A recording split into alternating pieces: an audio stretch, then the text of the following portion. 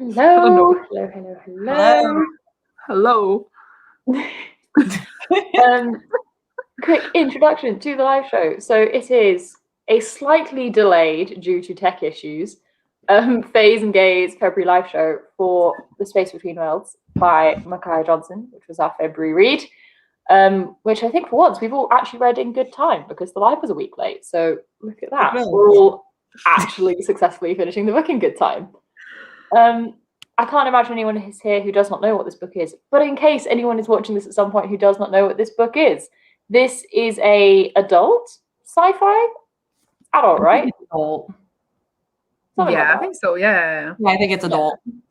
Adult sci-fi following a girl who is living in a world where parallel universes have basically been discovered, and you can travel between these universes. However, you can only travel to a parallel one if you are not alive in that universe. And so she is extremely valuable because she's only alive in 8 out of like the 300 plus that have been discovered. So she has a lot of value, but shit goes down. I won't say more than that because I'm so worried about spoiling this book, which we will do later, but we're spoiler free for now. So I'm not going to hold that for the whole life.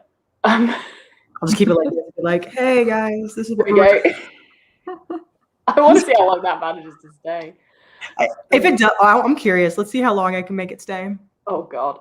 So anyway, obviously we're not going to spoil for a bit. So everyone, starting thoughts, non-spoilery, rating. What did we all think?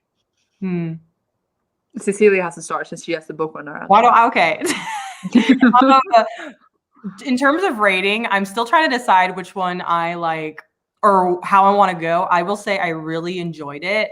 The writing was nice. It really fell into what I'm currently liking to read right now, which it felt fast paced, but it also felt slow, which, you know what I mean? Like it was like the plot wise, it felt like a lot was like happening, but then like in the middle of chapters, I was just like, oh yeah, there's a go. But it felt slow. I really like the characters. I really like the themes. The themes was probably the theme of the world was probably the thing I enjoyed the most. I could just think about it forever. I'm like, I love sci-fi world building like that. So I'm thinking maybe 4, maybe 4.5. I would need to think about it a little bit, but maybe after the live I can decide. But yeah, I'm similar, torn between ratings, but just like a step lower between a 3.5 and a 4. At the beginning I was loving it. I then found it, I think similar to you, I normally like things that are both slow and fast, but I kept having moments where I was like, I feel like nothing's moving, but if I look back, things have, and I'm kind of just like not feeling the like tension and excitement that I felt I should have for the number of things that were happening, I guess. But overall, I did really enjoy it. I think my biggest criticism would be however much I quite like short books, like I love novellas, which are like 100 pages. This needed like an extra 5-10 pages in a few places to actually explain what was going on. It would just be like really detailed explanation about something quite simple, and then it'd be something really complex in a paragraph, and I'd read that about 30 times. Like, what? Just what? But overall, I really enjoyed it. It was a good read. It's my turn. I liked it, but I also feel like some things should have been explained more. It was parts I was like, I have no idea what we were talking about. I don't know if it's like a spoilery, but like where the setting was really put me off because I thought we were like on our Earth, but then we weren't, and that really put me off of the whole story because then I had to reconstruct my whole brain to like, where are we? I don't know how to explain it. And then, but yeah, I like the themes a lot too. Like it made me really like questioning like my whole existence. Like, like that one choice can like determine so much. But we will probably talk about that more. But yeah, I think I get like 4. But like there was like one part I really did not like because I thought it was so weird. So we will talk about that more too. So that the more I was thinking about that one part, the less I like the book. Oh, I'm intrigued to know what that part is. That sounds interesting. We'll get to that as soon as we get to it, because I'm now very intrigued. Yeah, I did really enjoy it. I enjoyed the first, like, I don't know, 50 pages disproportionately compared to the rest of the book, which I always find frustrating when you're like really into it and then it gets a bit less like up your alley, and it's just so frustrating that it then like tarnishes my view of the book. I'm like, but it could have been so good. Oh yeah. Yeah, like I feel like I feel like the first like a little bit, I was like, all right, I don't know if I'm really liking this. I like the writing style. And then is it a spoiler because it happened in the first 50 pages? The reveal that we got? If it's the big reveal, then yes, that's a spoiler. Okay, then never mind. I know 50 pages in. Kind of sets a lot in. No, it wasn't even 50. I think in my book I put down it was like 35 pages in, and I was like, yeah, it was really, but still, it is. No, okay, I won't say it till later. But once we've heard that, I was really interested, and I was like, oh, this is a little different. Okay, so because I was worried at first because when this was it was like a not multi-dimensional story. Yeah. It's similar to Ooh. Not me hitting the desk. Okay. It's very similar to like, I'm a mess today. It's very similar to like time travel stories where it can get very like plot holy and very, what was I going to say? Like really bad, really quickly, depending on how it's done. So I was scared going into it, but I felt like for the most part, it was done pretty well. I completely agree. Generally done very well. There was one small thing which ties into the thing you want to talk about, which to me felt like a horrendous, not plot hole, but plot convenience. Yeah. And it really annoyed me. Yeah, I was confused, but I was kind of like, I'm just going to think about it. Yeah, I think it's similar to whatever Sandra's thing is, that it didn't annoy me too much at the time. And then as the book went on, I was like, really? Okay. If you have to. But like, since we're not talking... Sorry. Okay. No, you're good. I was going to say, if we're not talking spoilers, we could talk about like the themes, how like Kara is dead in so many worlds, and it's very much about like how she's like in a lower society, she's not taken care of, and that's why like society is against her like being poor and like that they're in like a very abusive and bad place. That's why she's dead in so many places, and that's so fascinating to me. Is like thinking about our lives, like what circumstances, if this was me, like where would I be? Like, would I be dead, etc. So that point when they explained that, probably from a place of privilege, hit me over the head like a brick. I was like, why is she dead? Like, is someone out to get her? What's this? And that was very much like train of thought my brain had gone down, especially I think the way the blurb was written, like Kara's dead in all but 8. And I was like, oh, why? What's going on? And I have it tabbed because it just hit me over the head like a ton of bricks. It was, they needed trash people, poor black and brown people on somehow on the wrong side of the wall, even though they were the ones who built it. And I was just like, oh shit, that's why she's dead everywhere. Holy hell, that changes this perspective so much, so fast. And I think I was reading in the beginning and I was like, the moment I thought I was going to absolutely love the book. Oh yeah. Yeah, it's definitely, I think it's different. Like this is one of those cases where it really matters who's telling the story, because if we got someone who was from, I already forgot what the city was called. Wow. I have no idea. The rich city. The rich city. The rich city. If we got someone from there, the story would definitely not have as significant of weight. I don't think it would really have much weight unless we were following Kara's perspective, because it's really interesting. I'm one of those people who like think about, I'm like, oh wow, in this dimension, if this one little thing didn't happen, how different would everything be? And so it was really interesting to actually see how it would work.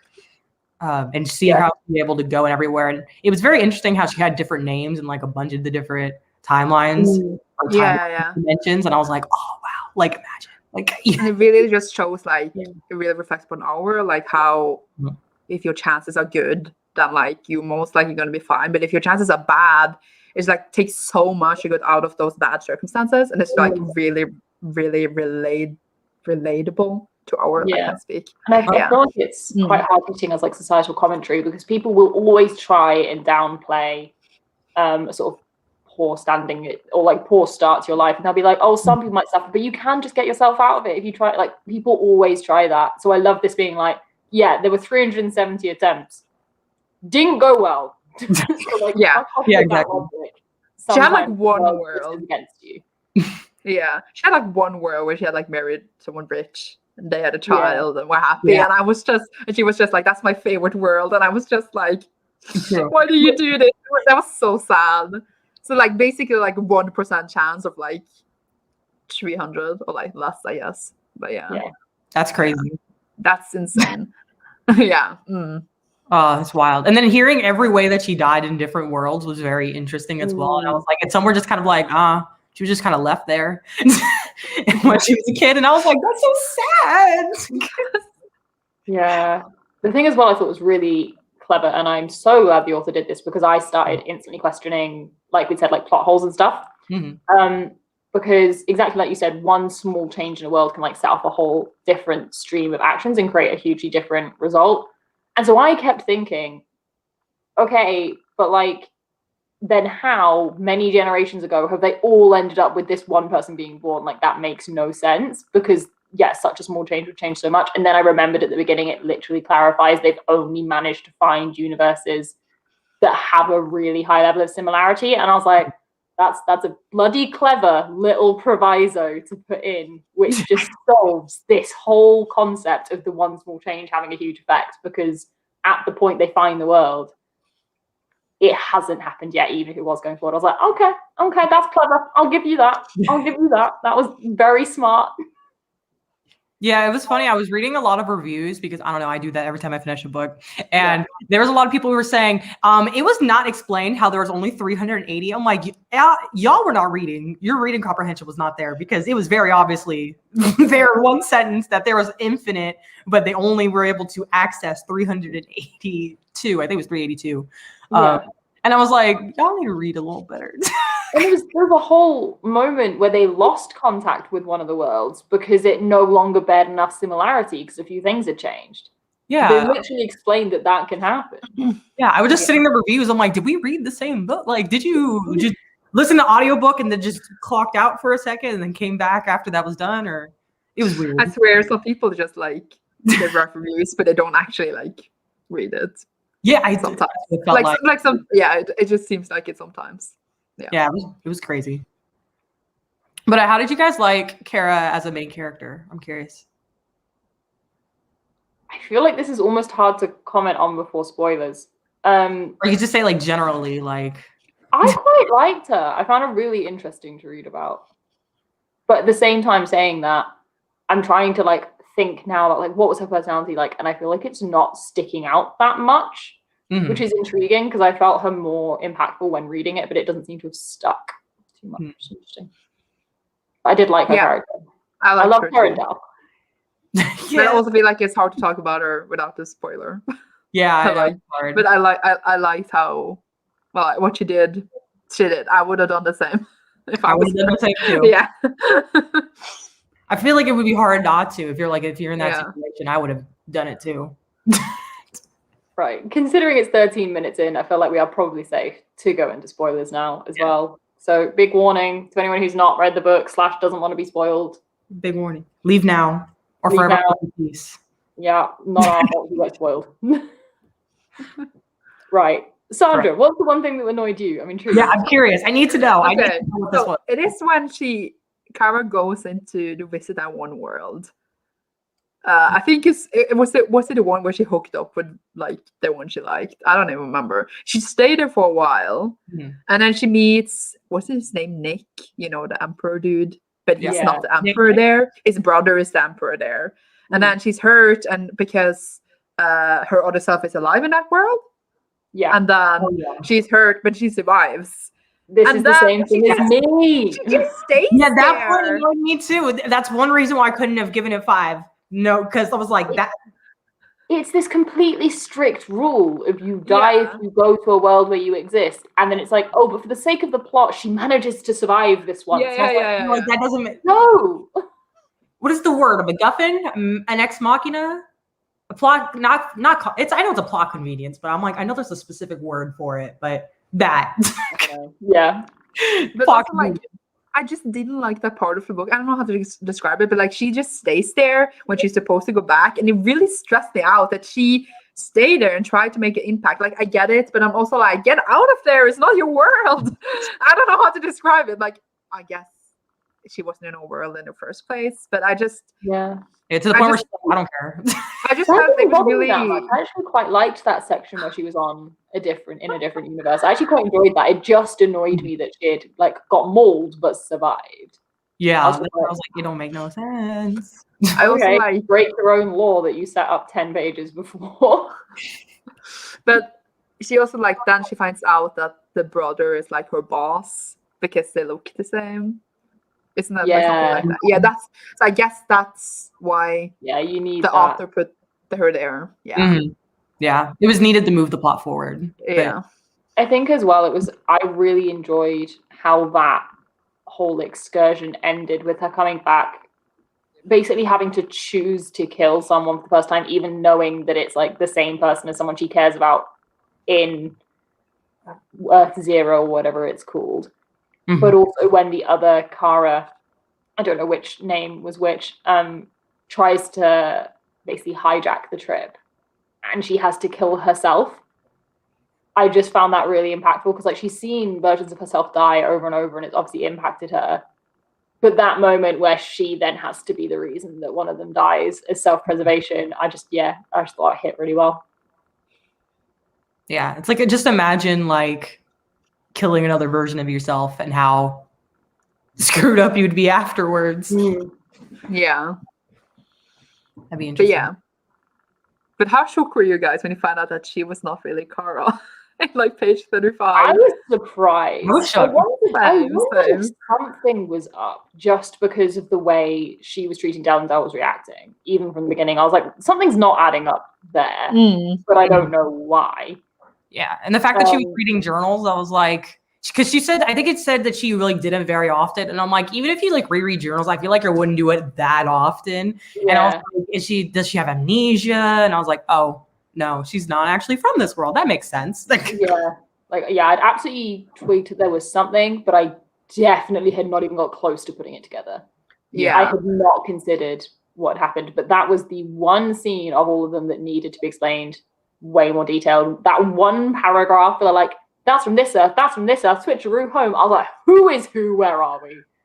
Like, you need to take a few more words here because I read that paragraph about 20 times to try and work out which way around that switch had just happened. I could not follow it. No, the funniest thing, the first thing that went to my mind is once it explained that chapter was like, how did she, when she first came to Earth Zero from, I don't remember what Earth she was from. I think it was like 20 something. 22, yeah, 23 or something like that. But like when she got there, how did she know where she lived? How did she like you know what I mean? Because I don't think when you got there, it explained a little bit of how they like retrained her to like do that job. But like, that doesn't explain again, how does she know where she lives? Like, how does I guess she usually lives in the same place. No, because in that version, she hadn't got into Nice City. Yeah, so she hadn't even been into the Nice City. So it didn't really. Oh, yeah, I thought they lived like really close by like the workplace. But in the world where she was in Earth 22, Kara Lee was in a bad place, wasn't doing well, definitely didn't have a job, like no one else could world hop. So she would have had no idea what the city looked like when she got back. Oh yeah, but I think like they say like she had a kind of an amnesia because she didn't even remember like the girl who was on her mic. Like she didn't even remember like any training and stuff. So I guess that's how. Yeah. That's the thing as well that I always saw as like a bit sus, because when they were trying to pull her back through and get her back and she'd forgotten everything, like they kind of explained that like, oh, you know, you're stressed, you're in a stressful situation, you just like everything's gone out your head. But when you get back and you literally have zero memories, Dell's a smart cookie. I can't imagine Dell at no point went, what happened? Like, how did they never straight up ask what happened? Like they couldn't have been the first, like while creating this system, they could have thought like, what if something is compromised that one of them comes back? Like, I feel like there's like, maybe it should have been a factor that would have been like put into protocol or something like that. You know what I mean? Yeah. Because unless they're just dumb and they just didn't even expect that might happen. I guess it didn't because like they sent her there thinking that she was dead there. So like they didn't even consider that they could be a switch because else they wouldn't send it. Is how in 2 instances did they get it wrong which world she was dead in? Maybe because she was so like in a bad place, so it's hard to get like concrete facts. Yeah, I don't know. I never quite understood how they actually got any information about what. But in the other instance, in like the one where she goes and was there for a while, and I didn't like it. In that instance, she was faking her death, so that's why they thought she was dead. Oh, they probably. I think they get information because they have several travelers, and then like then one person can travel to the different places, and then like they get information if someone dies, so they keep a tabs on them. And then like the more places you die, the less they need more people, because then they can only use one person. That's what it seemed like. Because that one person got fired because she died in another world. Remember? Yeah. But how did that start then? Did they just send a crap ton of people to a world until one of them didn't die on the journey? And then was like, that's what it seemed like. Yeah, that's what it seemed like. Basically, that they didn't know at once that if you sent them there, they would die. Because I think they said at the event that they sent someone and then they died because they were still alive. I think that, like at first nobody survived or something like that. So it seemed like they were like, "Oh, have a good one." Oh, they died. Oh, all right, next guy. That's why probably they found people from like the slums in the end, because their lives are expendable. Yeah. Because like they knew they most likely will be dead compared to like the people living in the rich place. Yeah. That's true. Yeah. So that's how she got a job in the first place.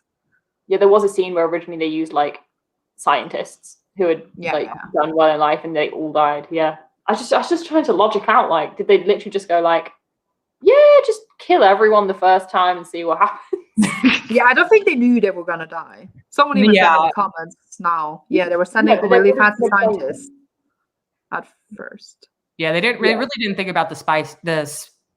Wow, the time and space continuum. That's what I was trying to say. No. It's a day. But another part where I just put me really off was the fact that she was living in a world that was not ours. I assumed she was on like our Earth, but she's on a completely different Earth because they have like an emperor and like 2 cities, and those cities don't exist. So it's like it's not our Earth; it's a different Earth. Because I had the emperor Nicholas or Nick or whatever he's called, the dude who abused her in her world. Yeah. And I didn't get him. And I didn't get how she got involved with him every single time in so many ways. Like, how did like a random girl living in the slum somewhere get involved with a freaking emperor? How did that happen? Can someone tell me? That's the part that bothered me, because I didn't, like, of course, I got that they were in an abusive relationship and that was bad. And I just didn't get how they were always like connected. And like with her sister, why was always they interested in her sister? Yeah. Was it because they were like leading a church or something, like her family, and then like the sister was like seen upon as like pure? I don't even know. I think that was I think that was the one that was in Earth Zero, but I think there was explained in a couple of them that one of them, I think that she was pretty much like a concubine, so that's how she got invested in him. I think she did that in a couple of them to get money. One of them is that she just wasn't good at the job. I remember reading that. She was like, I sucked. Yeah, like I feel that. But it's kind of, it feels unlikely that in all 380 that she would be involved with the emperor, or at least it seems like that, or at least in the ones that we saw. Yeah, I think I completely agree in terms of world structure.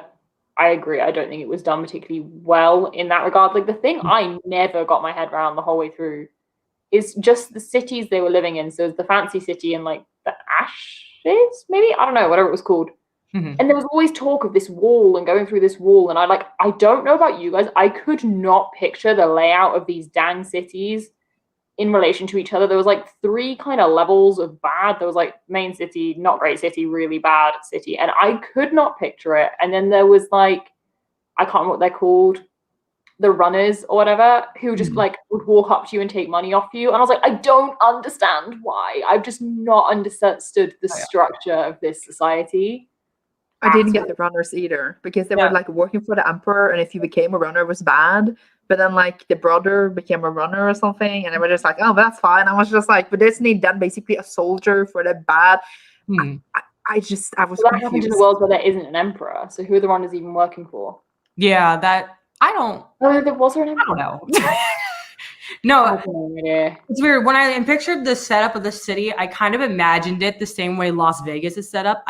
Because I lived in Las Vegas, so I know. Because Las Vegas, you know, like the Strip area, that's how I imagine was more of like the rich city. And then when you go down to like South Las Vegas, there are like the downtown where it's like really bad, like there's a lot of violence. And then if you go to more of the suburbs, it's not so bad, but it's still not great. So I kind of imagined it.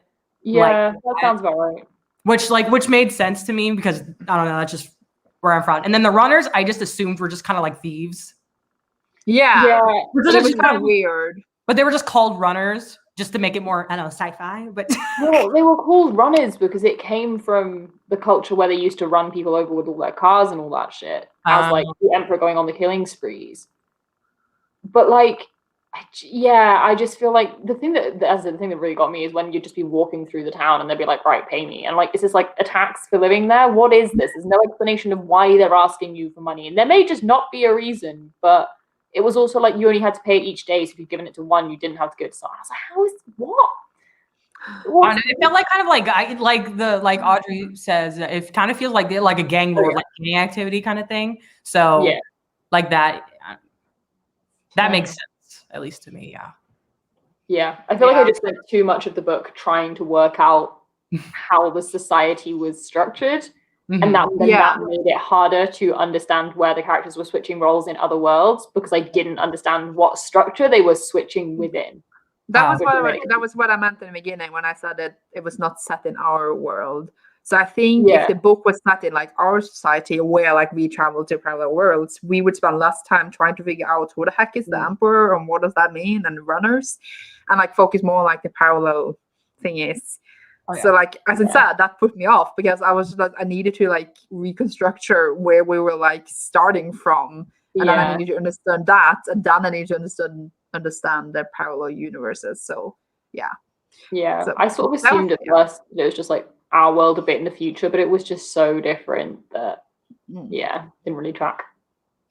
But so what do you guys sorry what I was gonna say the book definitely needed, I would say, maybe 20 to 30 pages just to explain at least minimum Earth Zero, so we know like you were saying, Maddie, to know at least what this world is and then how it kind of changed the world. Because if we just had that, maybe like maybe not even that many, maybe just 5 pages, and I think that it would have made it a lot easier to understand. Maybe not even pages. Could have just been like a few paragraphs. Maybe one page. Where are we?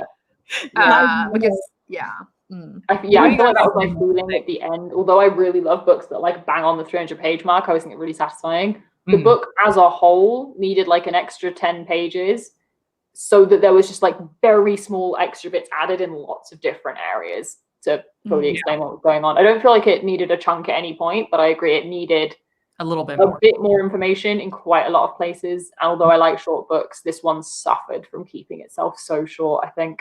Yeah, definitely. Could have just been like, if it was like 350 pages and it still would have been short, it would have been fine, for example.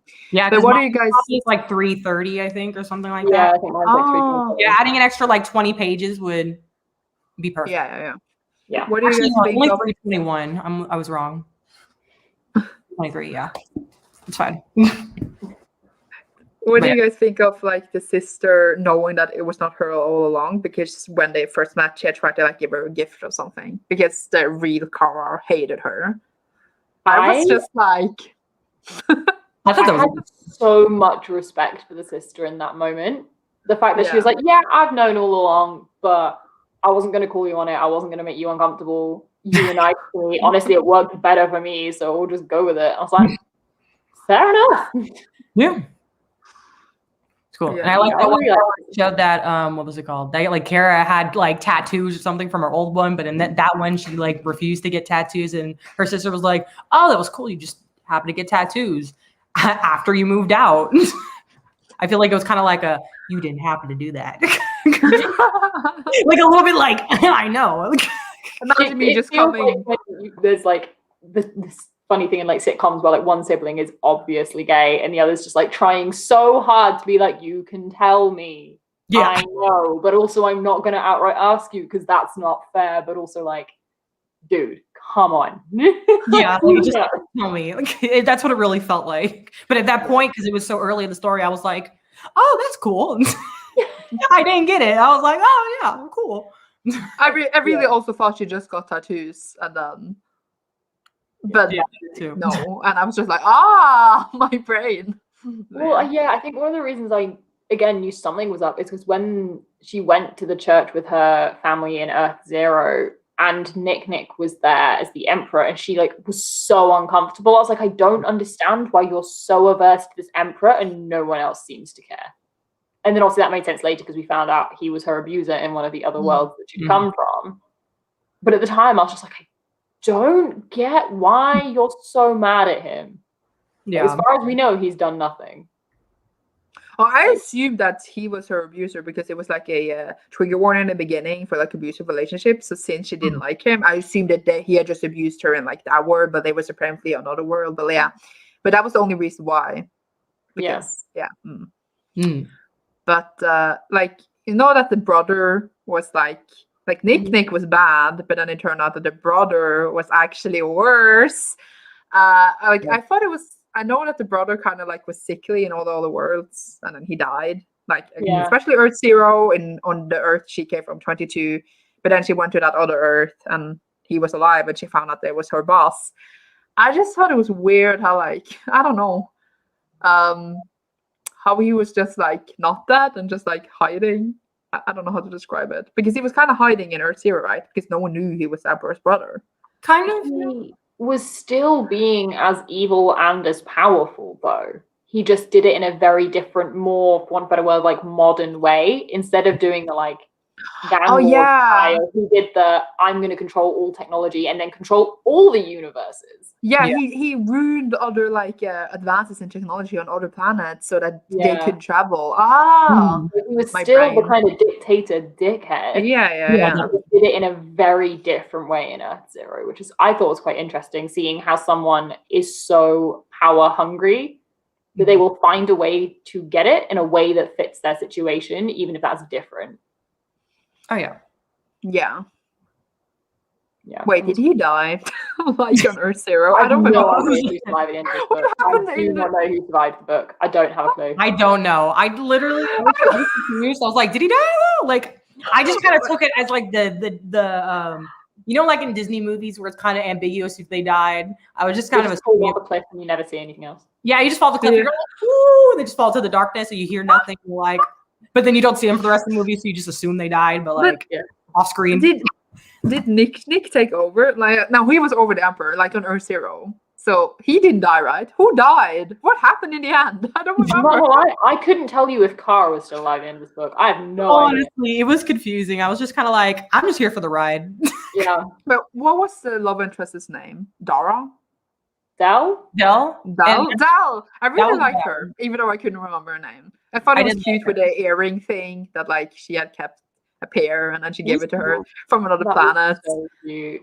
And like that she had that was interesting that they had like Dal had tried herself on like Kara 1 and then she had rejected her because Kara had like some internal homophobia or something.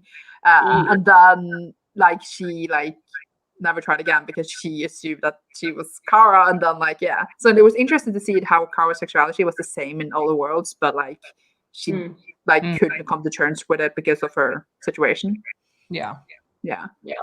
I think that was one of my frustrations in this book, though, is I cannot stand the miscommunication trope. So the whole book, I was like, hi, could you guys just have one conversation? One. That's it. That's all we need. Just one. No? Okay, cool. We'll wait till drama's happened and someone's dying and then you'll figure it out. Yeah. This one I feel like makes a little more sense that there was miscommunication because she wasn't actually her. So like it's like a miscommunication that I was able to look past because it actually made sense other than like a lot where they like I was like just literally talked. So it made more sense. It was still annoying, but I understood it. Yeah, I agree. It definitely made sense as a reason, but I was also like, please, one of you get the balls to just be like, what's going on here? Like, please. Because I really wanted them to get together. I don't know why. I really felt like the vibes there. And I was like, hello, hi, sort yourselves out. Thank you. Yes. I was like, can we get like a little novella of just the relationship? I think they moved, like Kara moved away pretending she was dead or something. And then Del moved with her. So I think they ended up together happy. I think they ended up together. Not in a swamp. I don't know, like they were living away. Can we get a novella of them moved away, all cute? Yeah. Just being like bickery.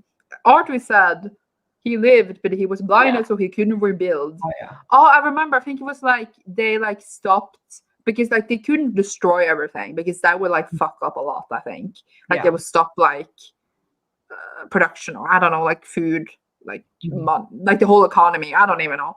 So like they made him so he couldn't make more for now, and that like his like what was it? Like he wanted to like have like a big empire, but then like the only thing he can get now is like his like because he was gonna die, and then like what is after him? I don't know. I can't speak. Like his inheritance. Yeah. Mm-hmm. Yeah. I was going to say as well, just talking about Del, the issue of consent with the different worlds was really interesting. That Kara went to a different world, slept with a different version of Del, and then came back and had almost different feelings then for Del with something that happened, even though it was a different version of her. I just thought that was a really interesting thing to have happened, and does almost present not a consent problem because both parties were consenting at the time, but then you come back and know more about the person than they ever wanted you to know, and it's just interesting as a concept that I thought. Yeah, it's kind of weird to think about. Yeah, it kind of felt like you know, like when you have a dream about somebody and you got like in a fight with them in the dream, and you wake up and you're like mad about them because of what happened in the dream, but they have no clue what you're talking about. It felt like that to me, where it's kind of like you had this whole other experience, but they have no clue that you had that experience with them. So yeah, kind of like but it's kind of weird concept. It'd be like me like going to another world, and I don't know, I sleep with Cecilia and I come back and I'm like, yo, and you're like, and I'm like, you good? Like that would be so weird. Yeah, I can imagine that would be weird. At least being in that situation. Yeah. You're like, oh.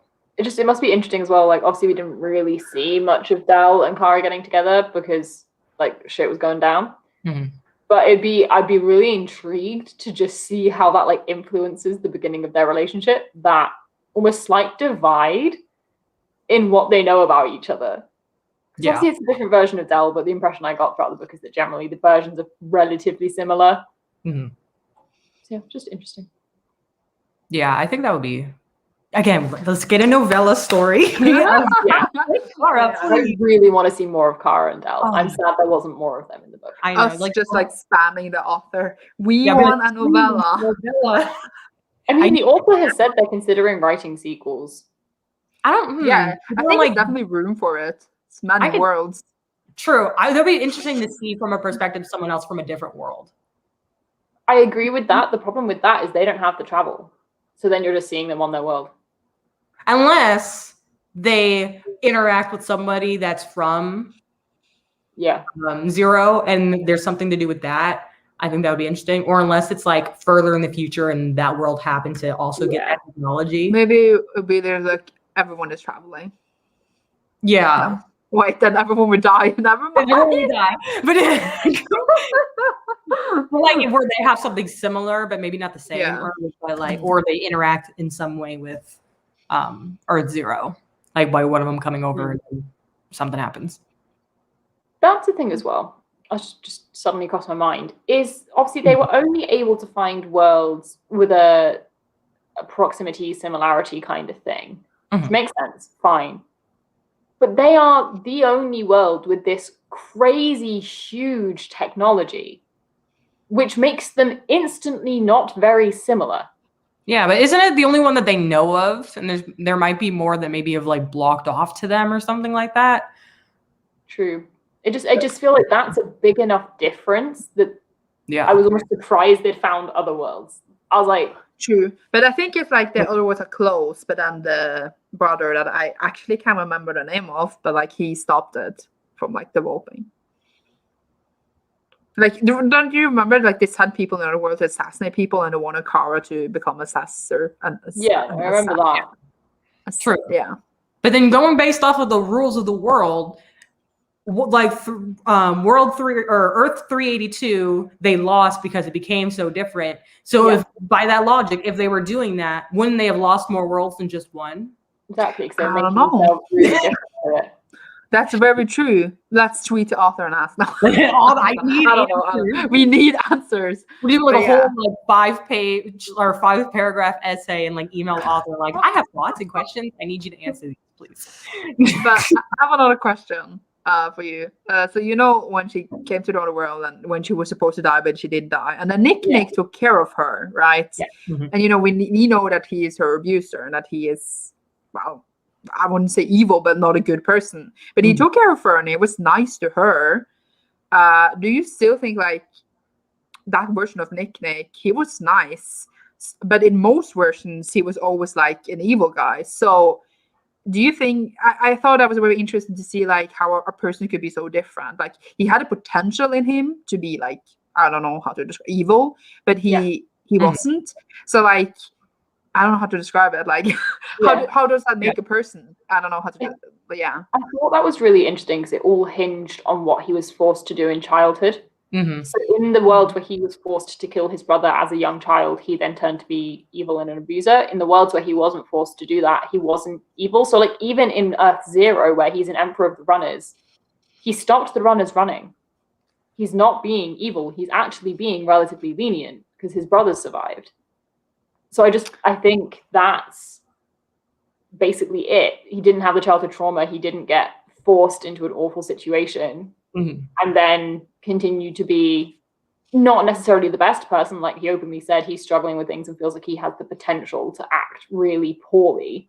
But yeah, and I think that is really interesting. Yeah. It was, but but is a person then like only, or like in this version, are we then only kind of the result of our experiences? It's like, are we not our personalities set like in our genes? I don't know how to describe it.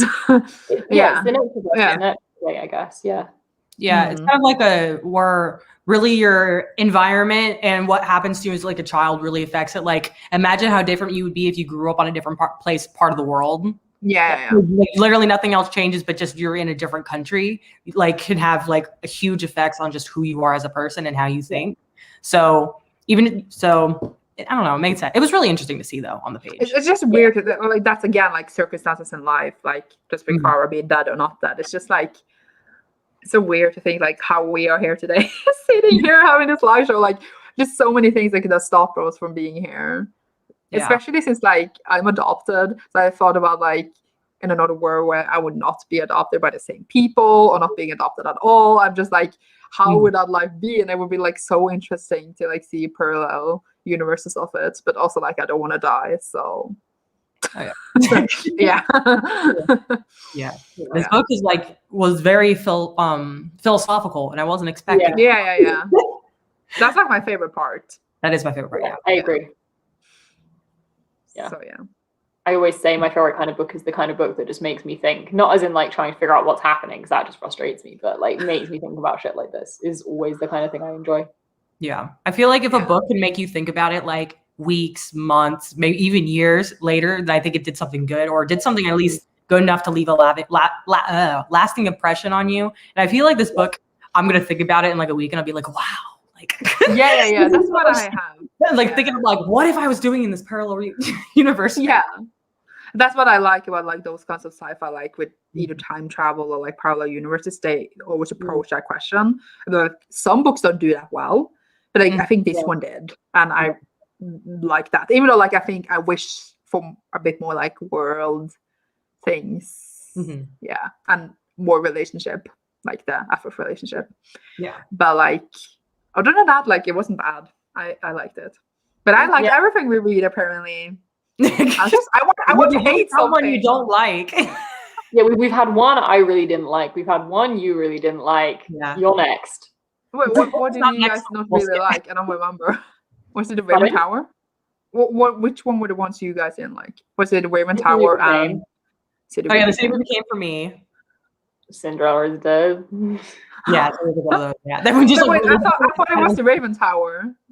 I didn't dislike. It frustrated me because it just made no sense. But therefore, because it made no sense, it didn't like bother me enough to dislike it. I was just like, it just doesn't make sense. I don't care. Yeah, it didn't like disdain. Yeah. Whereas the City Who Became and Become on like 4-star, 5-star, and you're sitting there like, I'm just like, well, I got notes.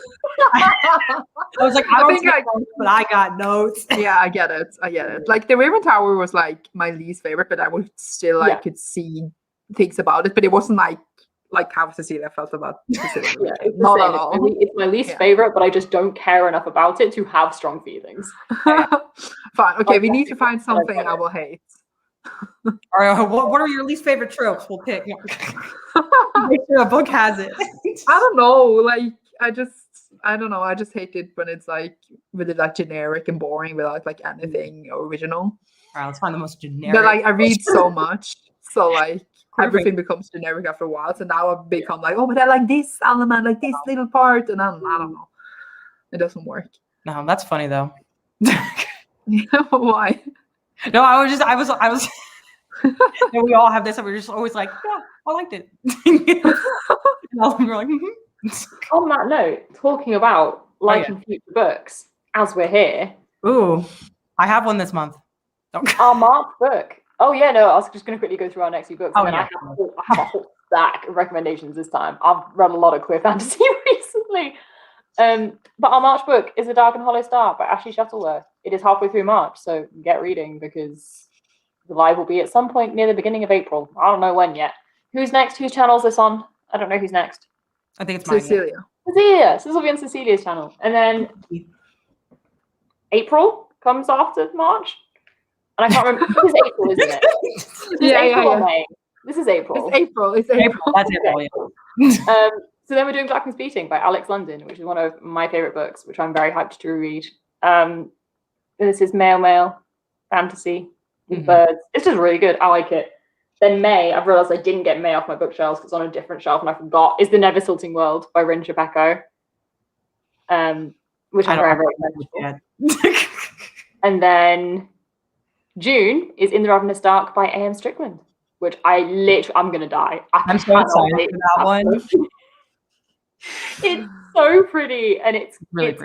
Got ace rep, it's got poly rep, it's got female rep. I think it has genderqueer or non-binary. Like, I'm so excited. So basically, Maddie just want to skip a lot of months and more. You're like, we don't.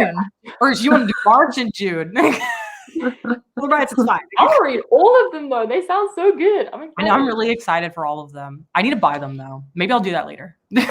I don't own June yet because it's not out yet, but I own all the others up till then. I mean, March is coming in the mail. I don't know why it's taking so long, but it's coming in the mail. I have like a feeling of Dark or Hollow Star. Like, I'm scared I won't like it. No, if we come in and you'll be like, I gave it 2 stars, we're all be like, I feel like we like it. The people I know who have read it and loved it, I feel like I agree with enough that I will hopefully read it and love it. I'm excited.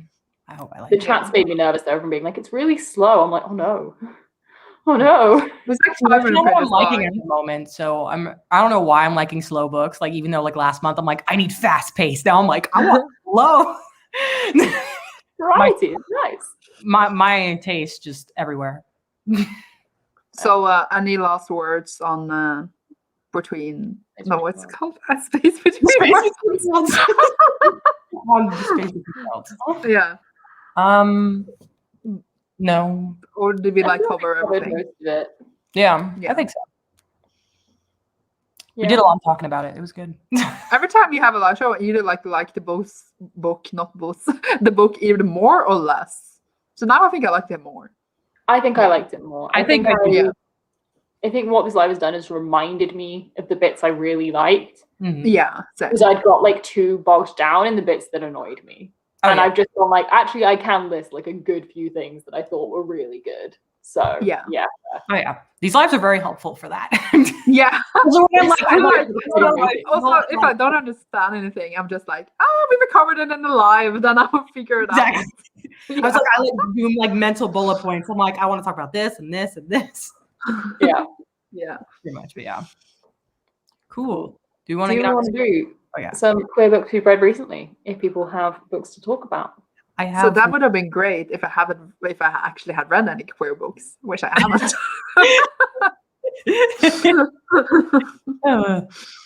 No. Do you want to do Cecilia? I do. I have one. Well, I'm currently reading it. I'm like 80% of the way through. I'm going to finish it today. But I'm like, this I think is going to be my favorite of the year. Nice. Claiming it. I always read my favorite within the first 3 months of the year, and March is almost over, and I have a feeling, you know. It is How It Feels to Float by Helena Fox. Yeah, I've heard of that. Yeah, so it's a YA contemporary, which is something I don't tend to read very often, but I don't know why this like really came out to me. It takes place in Australia, which is different because I feel like that doesn't happen often. But our main character is Biz, and it's really interesting. It's because she's just kind of going through like her last year of high school, but she's dealing with a lot of different things. But one thing that's like I guess different is that she sees her dad who died about 6 years ago, and she sees him every once in a while, like as a not an apparition, but kind of like she just like sees him, she'll try to talk to him, and then he disappears. And it really goes into mental health because she has severe depression. We haven't gotten a diagnosis yet, but she has like little it seemed like she has something else different with like different psychoactive things. So I'm not exactly sure at the moment. And it has positive therapy reps, so I'm always good about that. And it really delves into that. She is queer. She's questioning what she is, and she kissed her best friend at one point, which I thought was cute. But and it's really good. It's almost made me cry a couple times already. And it just goes into depth, specifically a lot with the depression and how it feels to be depressed. And specifically, I would like to like more of like the non-functioning depressed person, which is me. Because there's like, I feel, you know what I mean? So I really related. I was like, oh yeah, that's me not getting out of bed for 2 months. So I'm basically like having a whole live show about it now. I'm just like immersed. I think it's well, I'm very passionate about this book. I will die. But yes, sorry, that's it. It sounds really good. I have limited myself to just sci-fi fantasy because somehow of the books I read in February and March, I think like 3 weren't queer and the other like 12 all were. And I'm like, this is going well. Having a good old time. Sounds good. Are We Surprised? First Become Ashes by K.M. Sparrow. It's a new K.M. Sparrow book. Of course, I freaking loved it. I'm being cruel because this isn't out yet. And another one I'm going to recommend is also not out yet. So I'm just being mean to everyone. But sorry. I've said this in my video about it. I will say it again. Please look up trigger warnings for this book. It is so freaking dark. It is actually ridiculous. Lots of non-consensual things, abuse, many things. Please go carefully.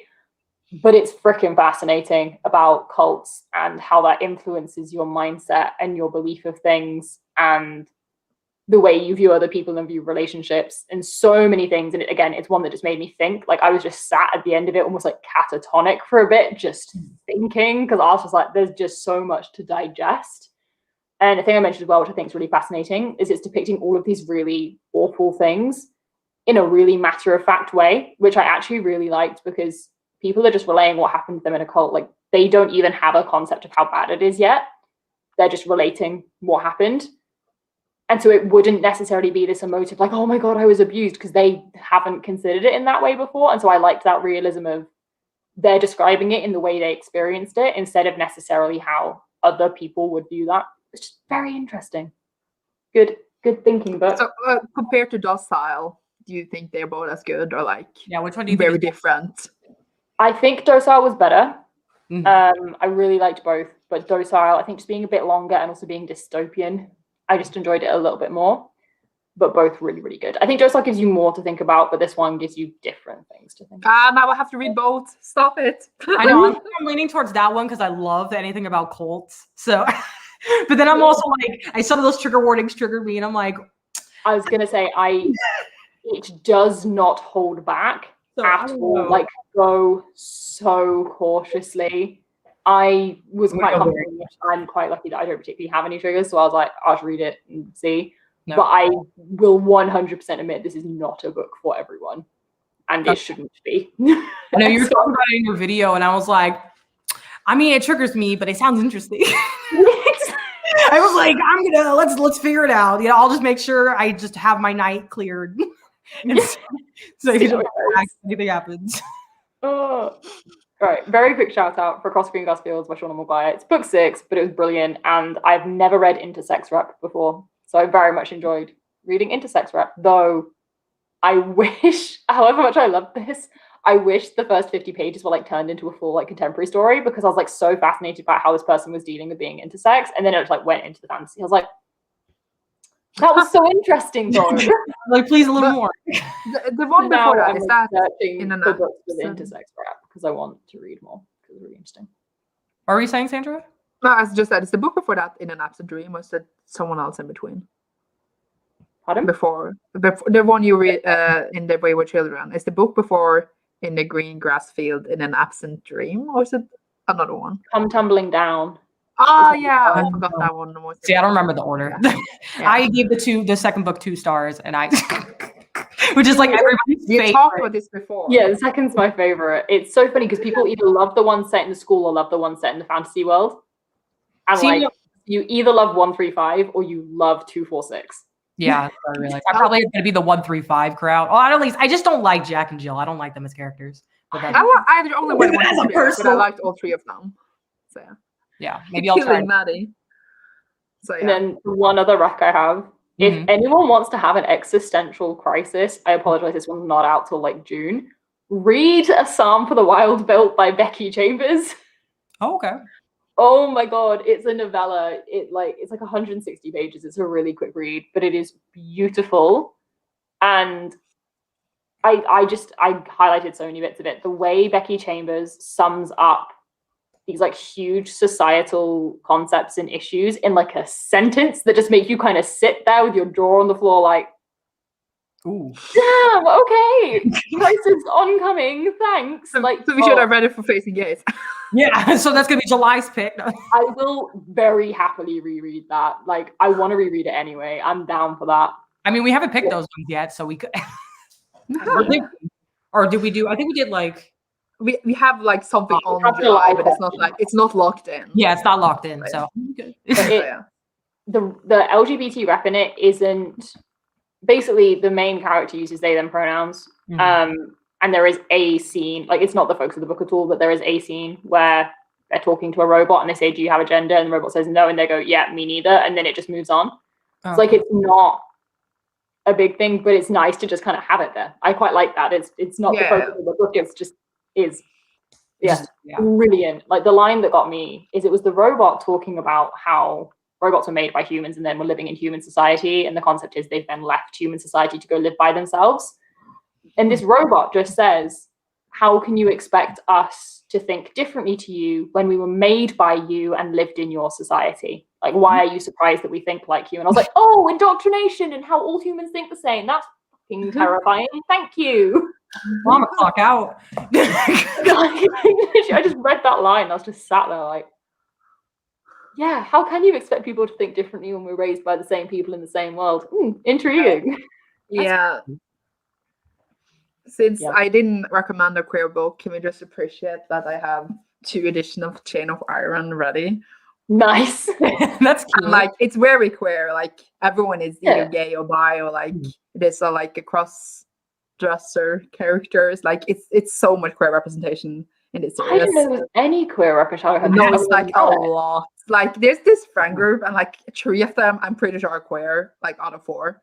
And I'm just like so ready. So in the beginning, there's not that much queer. Like we have Malik in the beginning of. Yeah, that's what I've never heard of. But later books, there's more. I'm living my best life. Ooh, like, yeah. Oh yeah. So this is the Fairy Loot edition, and this is the Illumicrate edition, and I had to have both because that's how I roll. See, I want to read that, even though I've never read a Cassandra Clare book. But obviously, start with the first one. This is like I know, but I don't want to. I don't care about that first. I've read City of Bones 4 times, and I've read the first half of City of Ashes 3 times, and I've never made it past that. I'm like, one day I will do it. I personally don't love Mortal Instruments, but the later series I live for so much. Basis to understand it all. So when people explain the later series, I'm like, that sounds interesting, but I know that I won't understand any of it unless I read the other one. And I'm like, I don't have the time or the patience to read. I'm just gonna do a YouTube video of someone explaining everything that happens, and then I'll go. She did write them so that you can start later, but I don't recommend it because you don't get like that full nice picture, especially It's all but the same families as well, isn't it? So like you kind of like they're all related and like not related, and I just love it so much. Like before I was just like, but now I'm invested. I'm never going back. One day I'm gonna like take a week off work and just read all 6 Mortal Instruments books in like a week and be like, right, I've done it, now I can move on. But remember to read Inferno Devices in between Mortal Instruments. Yeah, I'm gonna do because order, I think. you need to do yeah, you need to do all that. Oh, I have one more rec. I forgot it. I forgot I read it like a couple weeks ago. It is a manga because of course it is. It's Goodbye My Rose Garden. It's 3 volumes and it's female, which is really cute. And so it pretty much takes place in England. It's historical. It takes place not in the Regency, like in the 1800s. And there's this one girl who's from Japan. She comes over to England to make some money, start a better life. And she becomes the maid of like this one girl, and they fall in love, which is really cute. And but her what is it called? The wealthy woman's like fiance is extremely jealous about it, and he tries to break them up, and it's very dramatic. It's very dramatic. I have the other 2 volumes. I was like, I'm here for that. That sounds fun. Yeah. It's very all the drama, like, which is great. But there's only 3 volumes, so it's a nice like short series. Is it like finished? Yeah, it's finished. And the third cover has them in wedding dresses, and I'm like, is that? I was like, oh, we getting a wedding? So I'm excited. I don't know. I'm gonna read the other 2 probably this weekend, but nice. Yeah, at least the first volume was great. You guys need to stop recommending books. I'm just like, I don't have money. Stop. Every month just expands all of our TBRs so badly. Yes. We all need to just stop reading. Just only facing gaze. But I just started reading again. You keep reading. You keep reading. Yeah, I just started it again. I'm about to finish. I'm about to start another queer book, and I think that's also going to become a favorite. And I'm very scared because I don't. Book? It's The Prettiest Star by Carter Stickles.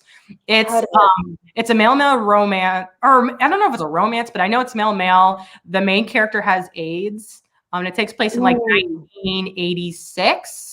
And in like a small town. I know what book this is. Just looks. I checked out from the library, and once I finish the book I'm currently reading, which is I'll probably finish it this weekend. I'm gonna read it, and I know I'm gonna cry. I just all the sounds. Mad in Neighborhood. Ooh. You're like, ooh. But yeah. Well, no, I've heard of it. I've also recently watched a TV show and read a book, which is to do with the AIDS crisis, and I'm just like so intrigued by it. As like a piece of history, and also I read a short story by Carter Nichols, which I really liked. So yeah, it's just so good. Like, because I remember hearing about it when it came out, and I was like, I'll read it, and then I didn't. And then I went to the library, and it was in the new. I like requested it from the library, and they bought it. And I walked in, and I was like, oh, there it is. I just grabbed it, and I was like, let's go. So I'm so excited. Nice. I just said stop recommending books, and you just that's TBR. That's about to read. Oh, this is like my wish list. I feel bad for them.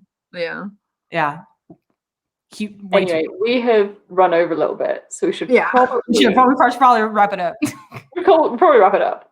So yeah, thank you to everyone for watching. Thank you to you guys, as always, for co-hosting. We will see you all next month to read this much chunkier book than the last 3 that we have read. Yes. Which matches this background very well. Oh, really? Cool. Thank you so much for watching. We will see you all soon. Bye.